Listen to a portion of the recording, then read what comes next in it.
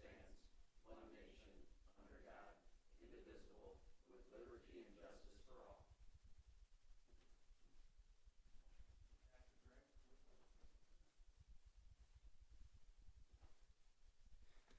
I usually hang around for the meetings, but I got another meeting to go to, so excuse me if I walk out. I'm not walking out on anybody here.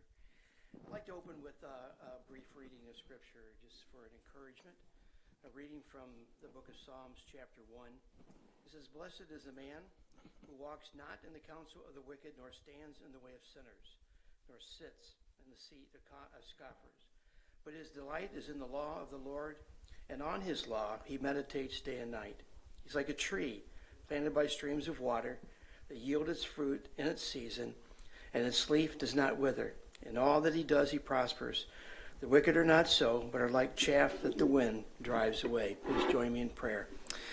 Heavenly Father, Lord God Almighty, we do pray that we would, those that are here today have no idea, but those who trust and believe in you, Lord God, would be blessed men who meditate day and night upon your word, men who seek your counsel, who stand in your ways, that walk the narrow road. We judge best, we lead best. Everything we do is best when we are humble and do that from a position trusting and relying upon you and upon your word. So I pray for good wisdom for everyone on this board to watch out for and care for the people in this township, and everything that is done to do it with integrity, Lord God, and with honor and glory going only to you. May this be true in Jesus' name. Amen. Pastor Greg, could you just stand there for a minute? Wow, this is really loud.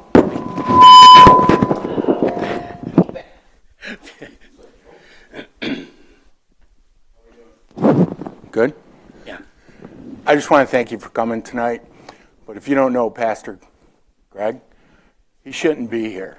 He is a walking miracle and a man of faith that I always am inspired when you come into the room. Just knowing what you went through and your faith and your wife's faith to pull you through what you went through, it is truly a miracle. Well, that's all the Lord's doing. I was mostly drooling on myself the whole time, so. Yeah. But the Lord is gracious and merciful in Oh, everything that he does. There's a miracle.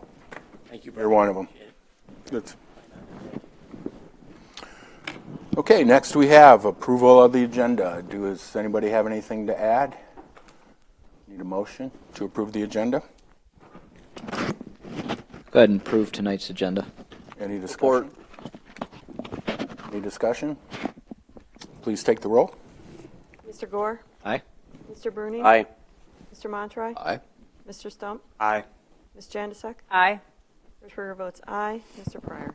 Aye. Motion passes. Consent agenda. Agenda Committee recommends to approve and place on file A, minutes from the March 4th, 2025 regular meeting of the Bedford Township Board. B, general savings, pooled funds, and CD reports from the treasurer for February 2025. C, balance sheet and revenue expense report for the period ending February 28th, 2025, except with regret the resignation of Jacob Armitrout from the Housing Commission. Can I get a motion? Motion to approve the consent agenda. Support. Any discussion? Please take the roll. Mr. Gore? Aye. Mr. Bruning? Aye. Ms. Jandisek? Aye. Mr. Stump? Aye. Mr. Montroy? Aye. Hirschberger votes aye. Mr. Pryor? Aye. Motion carries. Officer Hammond? Good evening, Joe Hammond with the Sheriff's Office. Our update for the month, the stats were well within their normal range. We didn't have any kind of outliers in terms of our activities or the reported activities from this month. Speed sign, or the speed data from the Secor and Stearns we're well within 90% of compliance, if you will, without being over or above.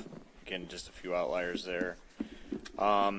If you may have noticed in your packet, out of contract hours and backfill hours, a significant number of more entries than probably normal that you're used to seeing. And I'm trying to look at it off the top of my head. I think we were slightly ahead, though, in the number of hours you actually received. The Sheriff's Office, for a temporary, at least for the year 2025, has gone to a kind of a new model of policing countywide, in that what we attempted to do with some of our staffing levels was fill all of our contracted positions the best we could, while still leaving some general fund, or what we call district cars, to be able to patrol. So you may see that the contract car comes out of the township more often than it had in the past.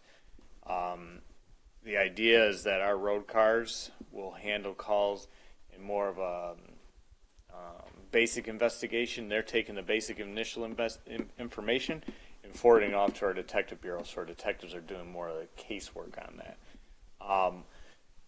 Truly what you're going to see out of it is the more specialized investigations. They're more gathered, so our detectives are working kind of that advanced investigation you might not have gotten originally from a road officer, not taking away anything from their skills or abilities, but it's just kind of the way the detective bureau works.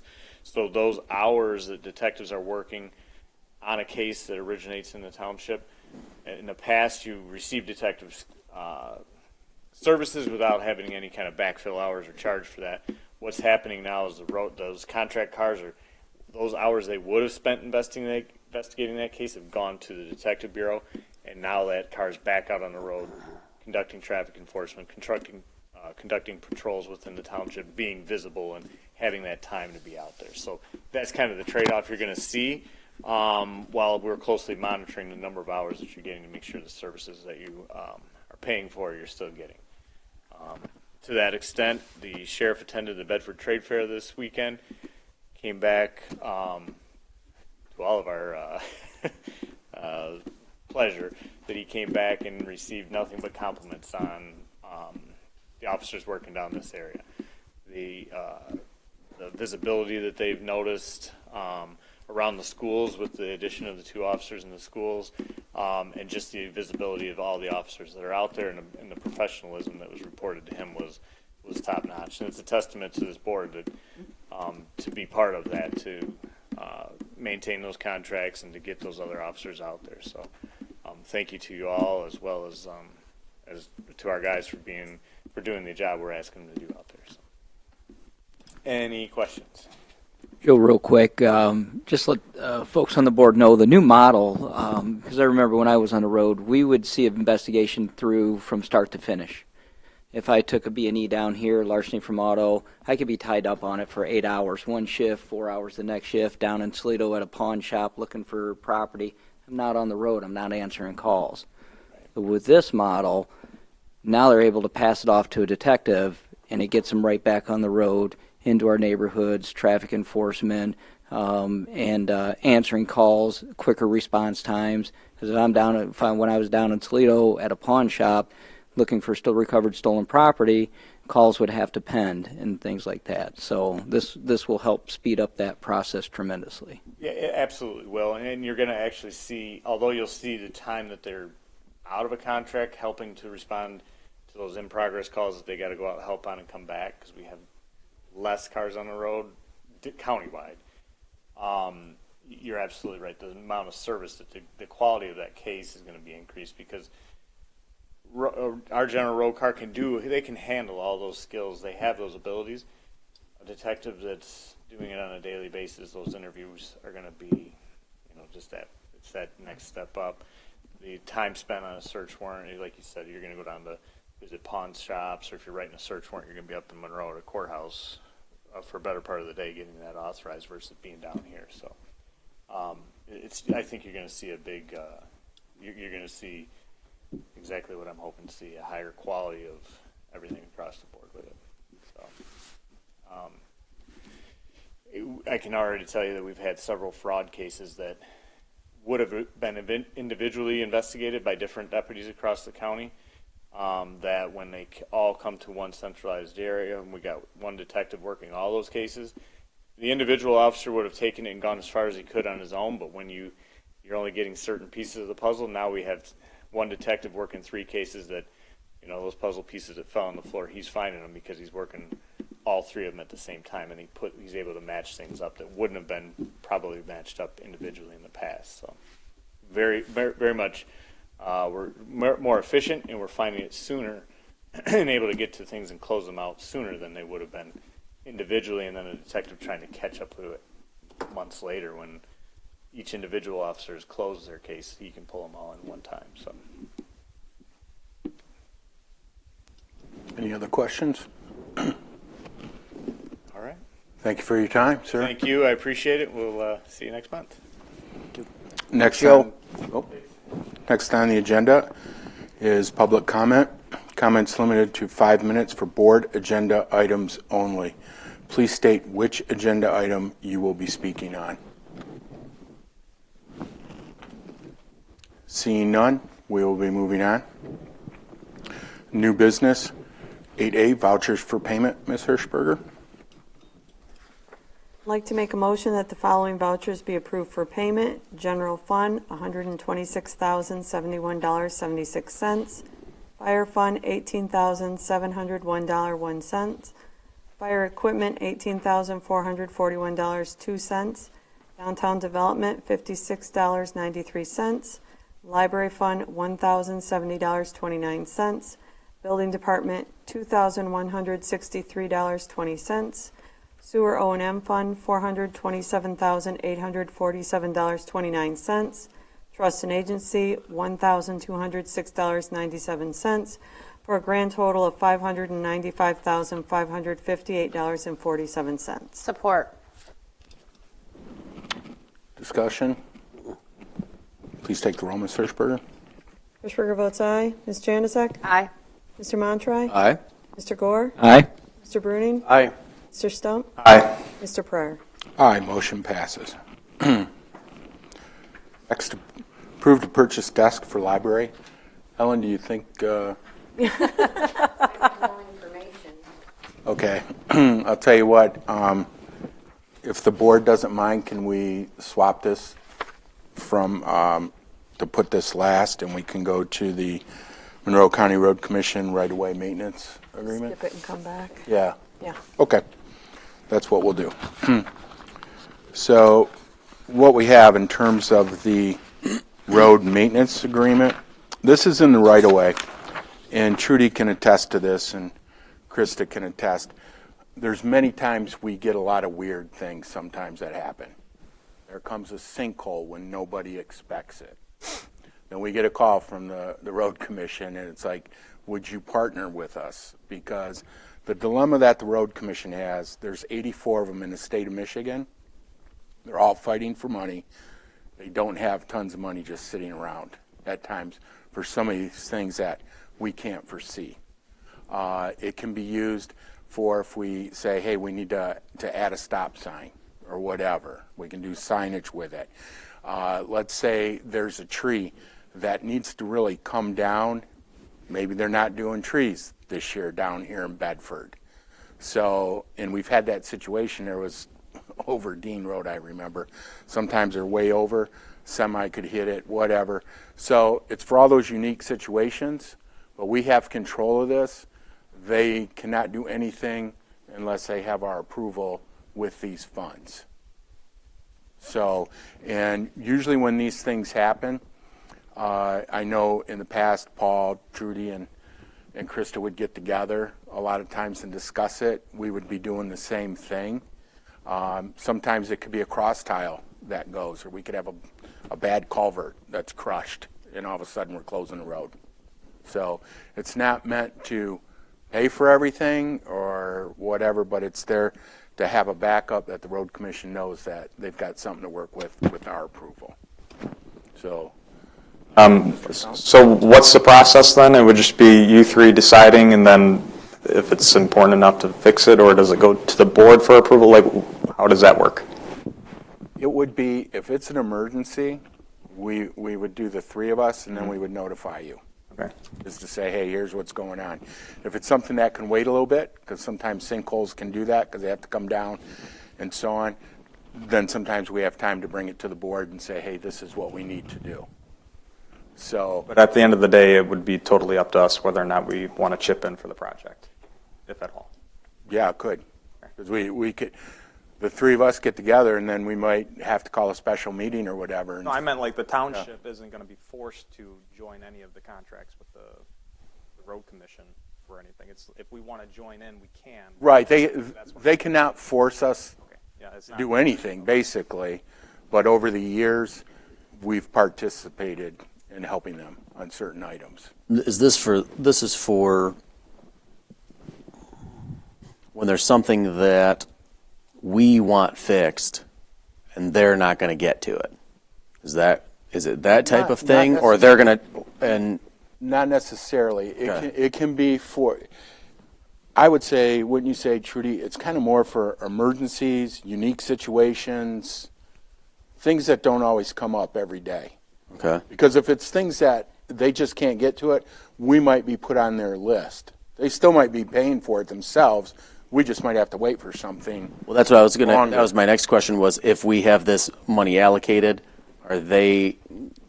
is there something in the agreement where they're going to put an urgency on something? Like, is there anything in this that's saying that we're going to get any greater sense of urgency if we have the said emergency type situation that they're going to get on it and fix it? Here's what I've noticed over the last 8 years. The things that come up usually have urgency to them. Mm-hmm.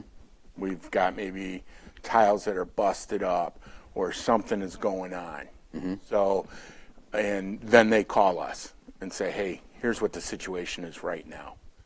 It's not really meant for your everyday stuff. Yeah. Yeah, you know what I mean? figured. And that's not why they're setting it aside. It's just like if we don't use it, we'll carry it over, to the following year. And hopefully things don't happen. That's, but we've had things happen. What was our last sinkhole? Was that on Nepper or Chamberlain? Yeah, that was a good size hole. And it just, so that's like an emergency. Then they come out. Sometimes you got to do a temporary thing for safety reasons around it, and then they'll come back and take care of it. But it's not for everyday stuff. We're not gonna get into that. It's unique situations, emergencies, that type of thing. But they cannot use this money unless they have our permission, period. And I just talked to Dave Leach on that before the meeting just to confirm, like, hey, Dave, kind of like, what's the protocol? It's like, no, Al, we have to call you to see if you want to partner with us. Because we've had situations, too, where we didn't partner, where it was like, look, we don't have it in our budget either. So when it comes to certain things, it's case by case, is the best I can really tell you. Well, and I know you said whatever leftover funds, if there are any, will roll over. I mean, so let's say we don't use any of this 35,000 next year. We put another 35,000. We're gonna have 70,000 in there, or are we just keeping it at 35? No. Yeah, we could just keep it would at just 30. be, Yeah, we could just keep it at 35. Keep it at 35. Yeah, to say we're doing 35, we're doing great. We haven't had anything go crazy, and because I wouldn't want to build it up too much, Well, I just like the idea, because I talked to you earlier about Right. stop signage, because I'd like to see, for safety reasons, more of the solar panel flashing stop signs Right. at some of our more hazardous intersections. And I'll be coming when we start more into the budget stuff about trying to allocate funds to take Right. care of some of those intersections. Well, this would have been here's a good example that doesn't come up every day. You remember when we did the, Need to put your mic closer. Sorry. I told him. He which one said is he she wasn't yelling at, doing me it. or him? He's yelling at me. In trouble. When we were doing the engine brake sign not long ago on Samaria, and we had to get the quote and everything else, and then we really didn't have that budgeted. Okay, we took it out of a road fund, but that could have been something that, hey, we don't want to touch the road fund. Well, we got 35 grand here. Okay, let's use $900 out of this fund to go put that sign up. And doesn't affect the rest of the budget. Okay. Any other questions or anything we could do? Where do you get that number?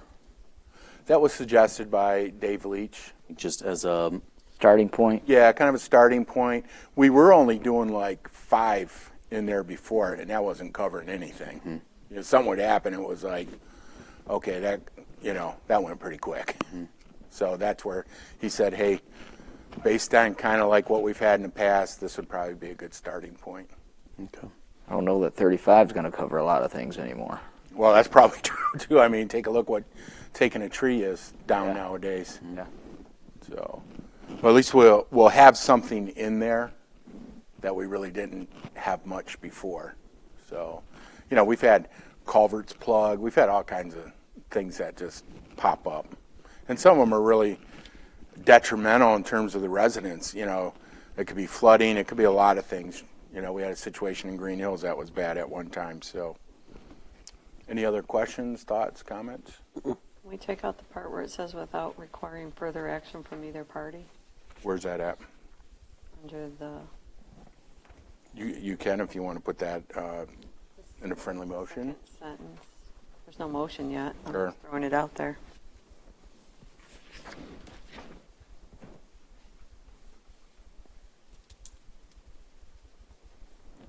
I mean, we could. I mean, it's. I don't think I Dave's. don't want them to just spend it without, it says no, without further action. Yeah, that's a We good we call. could put in there with board approval. It would be nice if they would just bill us as they need it, rather than us sending them $35,000 and they just get to sit on it. We could talk to Dave to see if he'd want to do Now, we're that. approving the contract, so when you need Right. something or we need something, we have 35,000 we allocate, and we will automatically send you when you need something. I mean, do you want Just to? a thought. We've never done it before, but it's a thought. I mean, I'm not opposed to talking to Dave and saying, hey, Go ahead and get some more information, because it's not a bad idea. Just have it sit in our side and send it out when it's needed. Let them get the interest. I mean, we could put it right in our budget, and it's allocated strictly for this in the road commission. They can call us. Do you want to table this until the next meeting? I mean, it's So we just make the motion, and then do it, and then if they don't work on like it, then, Yeah. We can work on the contract then. yeah. All right. Sounds like you're ready to make a motion, Trudy. Yep. You know what you want to say. Make a motion that we approve the right-of-way maintenance contract with Monroe County Road Commission, amending the contract, taking out the verbiage without requiring further action from either party, and that the $35,000 stay with the township until it's requested by the road commission or the township to be spent. Support. Any further discussion? Ms. Hirschberger, if you could take the roll. Hirschberger votes aye. Ms. Janasek? Aye. Mr. Montroy? Aye. Mr. Gore? Aye. Mr. Stump? Aye. Mr. Bruning? Aye. Mr. Pryor? Aye, motion carries. Now we can go to the desk.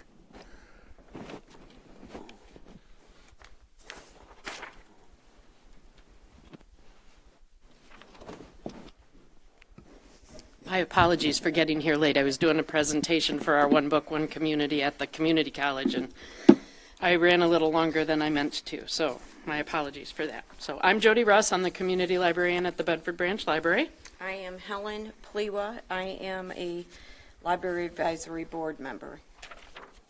And we're here tonight to ask you guys for the approval of a new desk for in our lobby. So ever since we switched to doing curbside service many years ago, I provided you with a memo. Hopefully you had time to look at that with some pictures that shows you what our current situation in our lobby looks like and what we hope to put in our lobby. But ever since we started curbside service, you know, way back when, we've been working with 2 tables pushed together, and we have physically moved our hold shelves. So this is where all of the items that people have requested to be picked up, those hold shelves are now out in our lobby, so it's closer to the front door. We find an awful lot of people appreciate that, either because they don't have time to go through the library, they it's difficult for them. They have small children with them, whatever the case might be. They like to have those hold shelves right out there by the front door. But we've been working with a couple of tables smashed together up until this point. Our cables are hanging out under the desk. Like, we did actually have somebody get their foot caught on one of those. We have moved them further under and secured them with zip ties to the table leg. But the drop box that people put their returns in is just open. And obviously we try to be there all the time to catch all of the returns as they come in. But there are things that just sit out there. And so since that seems to have become a relatively permanent fixture, the Library Advisory Board has agreed. I asked them and they agreed to put some sort of a desk out there. And so I did a lot of searching around. I found a desk that's like individual components that you can mix and match however you want to. It is specifically a library desk, so it has a drop box feature in it, so it would just be a slot that people would return their items into. The same exact desk is available from multiple entities, and so I provided you with the costs there from 3 of those entities. I did ask for a quote direct from the Paragon company. They actually don't really do things that way. They have different vendors that they work with. They did get back to me. It's not included in your memo because I got it way later than I needed it to get to you. Their total is actually $4,051.37. That actually includes the shipping costs and the installation, which is cheaper than any of these other prices that were provided on the sheet here. So if you guys are interested in supporting us getting a desk out there, I guess I should just make a quick reminder, since we have at least one new board member. The library is a function of a partnership between the township and the county library system. So the township owns the building, takes care of the building, the grounds, the furnishings within the building. That's why I'm coming to you guys to ask for this as opposed to the library. The library system pays for the staff, the materials, the computers. And so it's that partnership that creates that. We currently have a library fund balance of quite a bit. And for this fiscal year's budget, right now we're running at about 30% favorable, meaning that we've spent 30% less than what we anticipated spending. So we've got quite a bit of money. At this point we have, the fund itself has a lot in there, but the favorable amount for this year's budget is $167,996.86. So that's just this particular budget. We did not budget for this item. We would have to have Bob move some money around from one of the other areas in the budget in order to accommodate this expense. Do you have any questions? Krista? Does this one from Paragon, I see that you guys recommended the one from Demco because it had the drawer. Mm-hmm. Does the one that you have, Paragon Direct, does that have the drawer in it as well? It does not have the drawer in it. Okay. So would you still prefer the one from Demco because it has the drawer, or would you prefer the one that didn't? I would prefer to have a drawer, but I think we could probably work it out that it doesn't matter that much. Okay. I just was curious. Let me just say, it doesn't matter $880 worth much. That's why I was checking. $880 for a drawer? No, I didn't want to, but I just wanted to make sure that. Right. So just to give you that number again, the place is called Interior Environments, and that's one of the organizations that works directly with Paragon. So they always contract it out to somebody else. Their price is $4,051.37. So that is $800 cheaper than any of these others. That includes the freight and installation, which the township maintenance guys had told me they'd set it up. Hey, if they don't have to set it up. I actually sent her an email today and said, if I have somebody that sets it up, does that drop it another? Installation is $656.25. What I do not know yet, because she didn't reply to me in time, do we have to do this because that's what the company does? Because sometimes that's true. Sometimes it's a liability issue. They don't want somebody else setting up their stuff. So I do not know if we can bring it down another $656, but it's possible. Jody, The desk, I notice there's people usually sitting there. That desk is manned quite a bit, isn't it? Yes. The reason why I say that, it's another set of eyes. We get a lot of kids coming into that library, those front doors, and a lot of people. What do we have, like 150,000 last year or whatever? Something like that, yeah. So I kind of like having somebody in the lobby. We counted, I had our staff count our holds today just to give you an idea. We have 266 patrons that have holds on the shelf today. So that's a lot of people coming in for that. And speaking to kids, like we actually did just have to remove 2 for the rest of the school year because they decided to vandalize the girls' bathroom. So not boys, girls. Any other questions? You know, I have a question that's not related. You just said are you able to track? Do you know how many of the you said you have like so many holes today? How many are from Michigan? How many are from Ohio? Do you track that at all? So you have to live, work, go to school, or own property in Monroe County in order to have a card with us. Okay. So all of those materials are from Michigan and for people who qualify to have a library card. Okay. So of those, there were 96 items that are from Melcat, which is our statewide borrowing system, which is another topic that I'll talk to you guys about at some time. That's it for me. Any other questions? Ooh. I need a motion. I'll make a motion that we accept the library advisory board's recommendation ordering the Demco desk. They want the Paragon. Oh, you want Paragon? Yes. It's called Interior Environments. Yep. Paragon Interior Environment. All right, so we're going to do Paragon Interior Environments. Cost of $4,051.37. I'll support it, but also make a friendly amendment that this comes out of the library fund. Support that. Okay. Any further discussion? Please take the roll. Ms. Hirschberger? Mr. Bruning? Aye. Mr. Gore? Aye. Ms. Janusik? Aye. Mr. Stump? Aye. Mr. Montroy? Aye. Hirschberger votes aye. Mr. Pryor? I vote aye. Motion carries. Thank you, you Jody. so much. Thank you, Helen, Appreciate for that. coming. If you're late next time, better bring a pie or something. That's all we want. Library board. She Okay. was. Next, we have comments from the public. Comments are limited to 2 minutes for each individual. Mr. Bruck, would you like to speak? Yes, sir. And take your time. Okay, all right. I was going to say I have quite a bit, but 2 minutes would be cutting it short, I think. So it's an honor to be here. Thank you, Supervisor Pryor and the board. First, I want to make a comment that it was a great Bedford Trade Fair the other day. I think it was very, very busy. So I was very impressed over the past few years. I think it definitely has grown back, recovering from COVID, I think, or just good advertising on the BBA's part. I wanted to give a legislative update just to let you guys know what's been going on in Lansing. It's been an extremely busy year.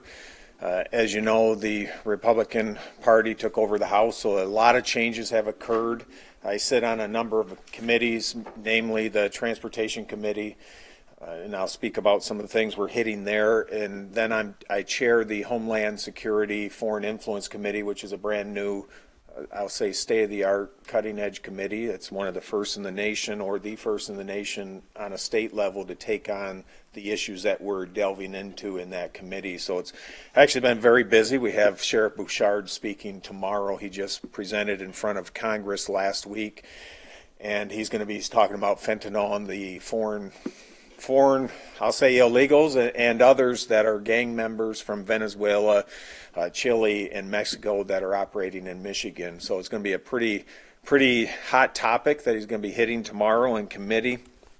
But we're also taking a number of other issues, including a foreign influence package that we just submitted, and that's actually going to be in committee this week in GovOps. But this has to do with protecting our state from foreign influences. It's going to affect a lot of different departments throughout our state, including agreements that our officials, public officials, can make with entities of foreign concern. And namely, these are the CCP-oriented companies or groups, as well as North Korea and Russia and some other foreign actors that, you know, the federal has determined as hostile states or hostile organizations. We're going to be hitting those. It's going to affect some of the drone procurement that our sheriff departments and police departments can get. It's going to it's a 10-bill package, but it also affects the way data is stored, our health data,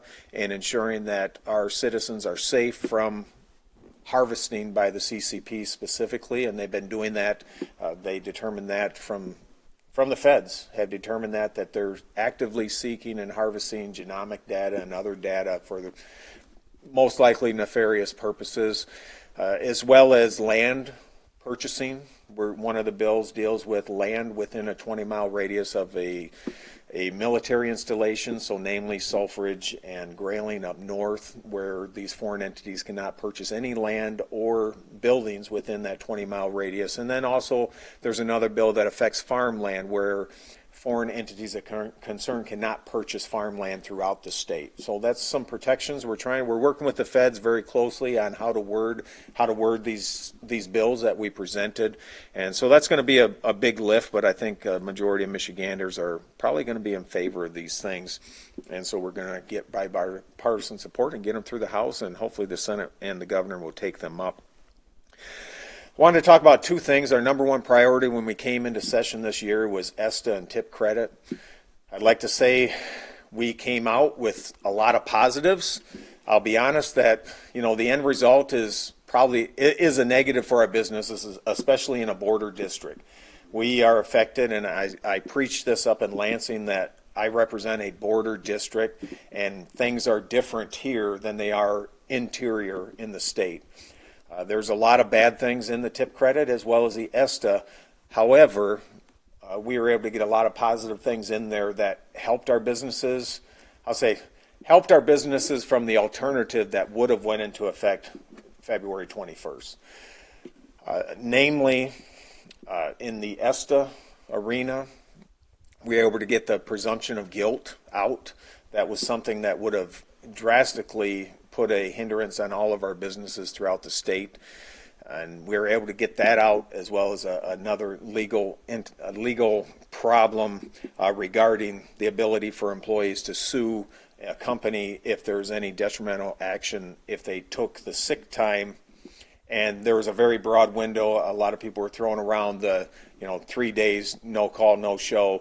You literally could still claim that as sick time 72 hours after no call, no showing your employer. And so every single organization really within the state, outside a few that I won't mention, were in favor of changing that, because it really put at a disadvantage our first responders, our 911, our sheriff, our police, our emergency personnel, as well as every business in the state. Another thing we were able to put in there was a temporary worker. We got it up to 120 days. That was much higher than we anticipated we could. That helps a lot of our communities, especially our clerks, when it comes to elections and such, where they do not have to pay sick time to employees that are there for less than 120 days. So that helps a lot of our communities. I have a bill that's in process that is going to try to extend that up to 180 or 210 to try to help our farming community out. They're already being hammered with the H-2A and other things, and 6 months or 4 months, 120 days is not enough for our farming community. So we're going to do some follow-on bills as well. We're working on those. Another thing that we were able to get in, Leo. So as the bill is written, Leo is the coordinator of the bill, or the determiner of how the bill is actually interpreted. We're working with them on a variable timed employee portion that we're able to get in the ESTA, which determines that if an employee gets to pick their schedule and there's no detriment to them saying no to that schedule, then they would qualify as this variable timed employee. Now, in my opinion, and so many legal opinions, that would make our volunteer firefighters exempt from that sick time requirement, but Leo is still working through that. They're trying to keep that very narrow, but we have a lot of powers at play trying to hopefully expand that so at least our townships with volunteer firefighters do not have to pay sick time for people that necessarily they don't want it, they don't need it, and it would be a burden to our townships in that respect. So we're working through that. Another thing I wanted to hit was the budget that we pass.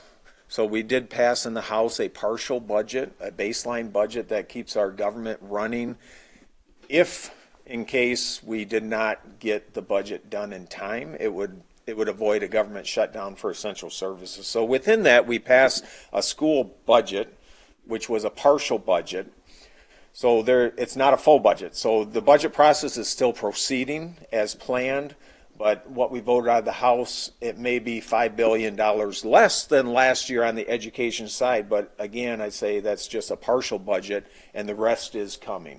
So there is no intent, and no one is saying we're going to cut any of those essential services or the school funding. As a matter of fact, we increased the per pupil by $417, which last year it got a zero. A goose egg.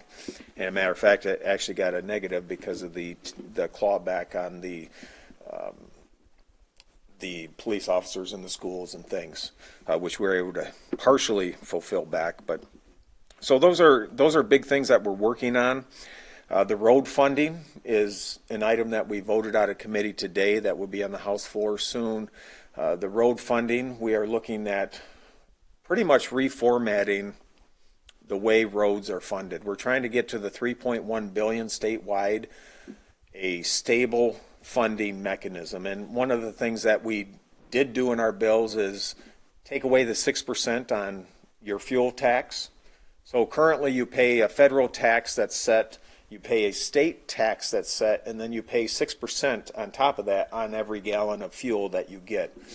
What we did is convert that 6% into a set rate. And so that rate will be, I believe it's 41 or 42 cents per gallon that you get, and that will stay stable.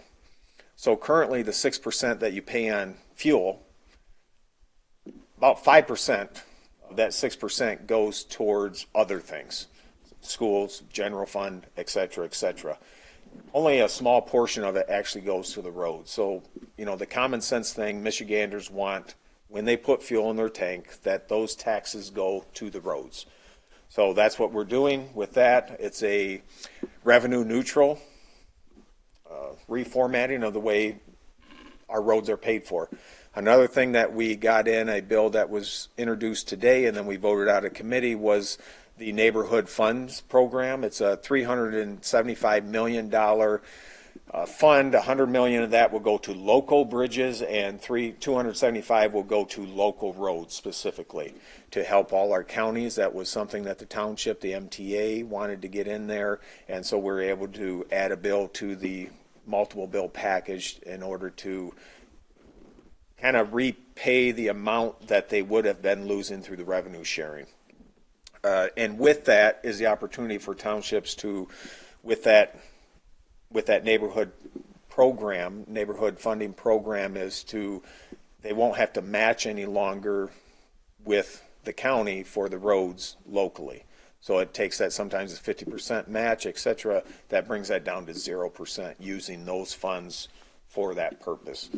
So a lot of good things. I think we had no opposition in committee, just a couple of neutrals, but it was amazing the amount of different organizations throughout the state, including many of the union organizations that were coming out in favor in the committee, because really it's stability. We're looking for that stable income for our roads program, and then funneling all that money through Act 51, et cetera, and getting it down to local roads. It's really going to increase what's given to the counties and to the local municipalities in order to fix their roads. But I know that's a lot of stuff, and there's a lot more I could say, but I don't want to talk too long. But I just want to give a good update. There's a lot of things going on up in Lansing, and we're making a lot of headway up there. So, any questions? I have or comments? There was a post on Facebook So, yeah, and I was going to speak to it, but since you're here, maybe you could speak to it. Solar siting and how that has changed and how local control has been taken away and given to the state. If there's anything you want to talk about that process, how it's happened. Well, I can say there's litigation going on with a number of townships throughout the state. They have filed suit against the state in that regards, and there was actually a brief that was submitted by the House Republican Caucus to support that. There's a lot of good movement in that, but that's probably going to be quite a ways off before there's any decisions made. But there's a lot of people fighting for the right to control their municipalities. But as it stands currently, there's a lot of action in the farm arena. I'm getting a lot of feedback from farmers all over the place that are either leasing or getting proposals to lease or buy their land currently, because the Michigan Public Service Commission is moving forward with permitting for the solar and the storage facilities and the wind. So as is, you can have a developer come to a township if they have a workable permit or a CREO, which is, I forget what the C stands for, compatible renewable energy ordinance. And so you can either have the CREO or a workable ordinance, and they can go to the township. But if the township does not have those, they go straight to the Michigan Public Service Commission. That is my understanding. That there's a number of townships that are putting in overlay districts, which are a protection mechanism. I'm not certain how that's working, or how successful that has been, but yeah. So as is, we don't have a workable ordinance or a CREO. So this developer, if it is going through, they're working straight with the Michigan Public Service Commission, and we have nothing to do with it. Not necessarily, because if the developer comes in and they say, hey, we would like to work with you, then we can draft a workable we ordinance. can do that. But at any given time, if they don't like anything in that ordinance, they can say, see you later, we're going to the state of Michigan. Yep. And I think it needs to be noted, too, these are solar fields that are 50 megawatts or higher, and the wind is 100 megawatts or higher. So what we went to the classes on this, we've gone to webinars on this, and we took a look at it and said, we're not going to write any ordinances or spend any money on legal until someone comes knocking on the door. And then we'll sit down and talk with them. But realistically, what you're looking at is when they do come to you, it's like, okay, what kind of barriers would you like around there? There is some money that you can share per watt, but from my understanding, and I could be corrected, maybe they changed it, the developer even had some say where you would spend that money. So it wasn't just like, here, we're going to pay you this and you do what you want to do with it. So we just decided we'll wait till a project comes. There's a lot of talk, and Mr. Bruck, you've seen it. We all probably seen it on Facebook. That entity doesn't have to come to us if they don't want to. If they want to be a good citizen, yes, they will come to us and try and work with us and say, hey, this is like what we would like to see around here and so on. And Ms. Bruck, maybe you can address that. There was an initiative to try and put it on the ballot, but I don't think they have enough signatures, or it's stalled, or... You talking statewide or locally? Statewide, to get the everybody get their local control back. There was, but that failed. Yes, sir. Okay. That failed. Is there any talk about trying again? I think right now they're hoping the townships that have this suit going are hopeful that will come with a good outcome. I think that's where a lot of the efforts are going right now, because of the cost to do a statewide ballot initiative is $7 to $10 million, to get that done. And correct me if I'm wrong, we benefit nothing from a solar field. Nothing, except for an eyesore. And if a tornado comes through, we're going to have glass all over the place, then that's going to render that field useless. Hail, anything. I think we get some personal property tax. I'm not sure, Krista. We'd have to. Last time it was. As it stands, my understanding is that would be remain zoned as agricultural and taxed as such. So there's there's definitely a lot of heartburn with some of these communities that have actually accepted these fields, and I know that's part of the suit as well. And there's also within the law an amount per megawatt that is paid to the township or municipality, and I guess there's a workaround that is being worked around, and townships are holding empty bags. Right. See, and just a quick background. This all started with the governor and her clean energy plan. Okay, she went to and said, "Hey, we're going to go to this clean energy plan. By 2040, we want the utility companies to be using all renewables." Okay, well, it's a little tough to do, and especially when you're shutting down power plants and so on. And that's the real dilemma, because when they didn't have the municipalities behind them, well, Mr. Bruck can tell you the lobbyists were knocking on her door saying, "Hey, look, we can't get this through." Well, she's not going to let her programs die. So as a result, that's how this law came about. It wasn't the townships and so on. This all came from the state. So now the utility companies are being mandated to do this, and they're kind of stuck in the middle, because believe me, they would take a lot longer to do this, but that's where we're at. I mean, this all came from the state. So.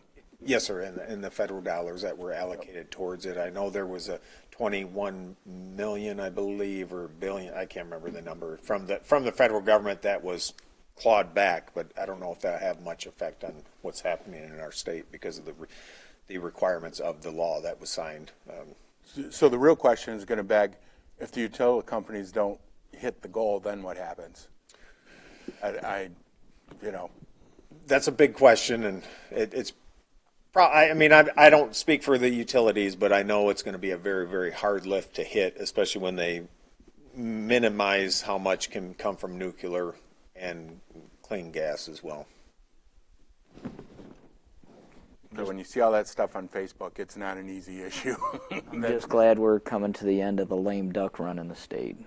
So, but it's going to be very busy, continue to be very busy. We're running the table, you might say, in the House. We're doing a lot of big lifts, and it's the Senate.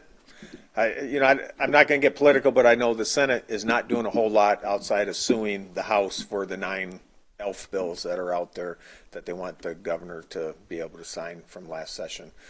So it's a circus at days. Is there anything introduced or being worked on or in motion at all to put some sort of pause on the cage-free egg mandate? There are a couple bills. At least until supply can even come close to catching up to demand? There are a couple bills, and I want to say it's, I can't remember who it is. There's a couple bills regarding to fowl that are in the works. I believe they're in committee right now, but I can't remember the particulars of them. One was kind of allowing people in municipalities to have chickens. There's also a bill in regarding the flu that the chickens are getting, that it kind of trying to protect small producers and things of that nature. But yeah, there's a couple in there, but I'm not sure how much traction. I know they're in committee. Well, those would be for like local individuals, for those, as opposed to the mandate that all eggs in the state of Michigan have to be cage-free for any food service or grocery retailer, and which makes why Michigan, when you hear on the news that eggs are going down everywhere and you look around and no, they're not, is because Michigan is in a different market than the rest of the United States. It's an added cost along with the bird flu, but yes, it's been something they've had to accomplish well, they've had many years to do it, but it's still an added cost to the producers. I got my own chickens. But I will get those bills to you. I'll shoot you an email with the ones regarding that.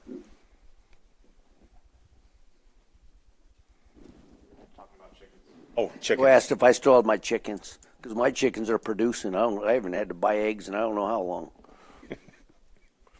You're a rich man. Rich man. Well, I appreciate the opportunity to speak tonight. Thanks for the update. Appreciate I'll it. stick around afterwards if there's any further questions on the site. So, thank you. Mr. Stump? Oh, I think we did the comments. I think I called that, but do we have any other comments from the public? Okay, now we're good. Mr. Stump?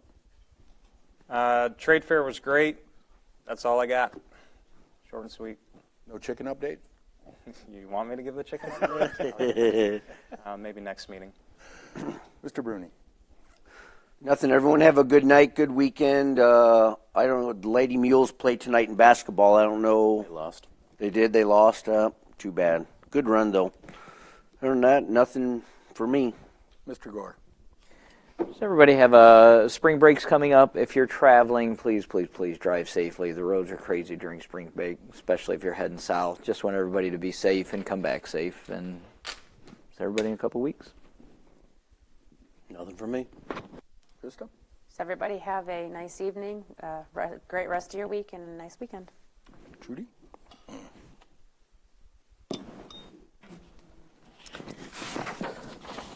We have bids that are out. The bids are due Friday, March 21st at 4 p.m. in the clerk's office. The bids are for drinking fountain installation at the parks, library kitchen renovations, installation of library EV charging station, and cleaning company for the parks community rooms. You can go to the township website and get more information on those items.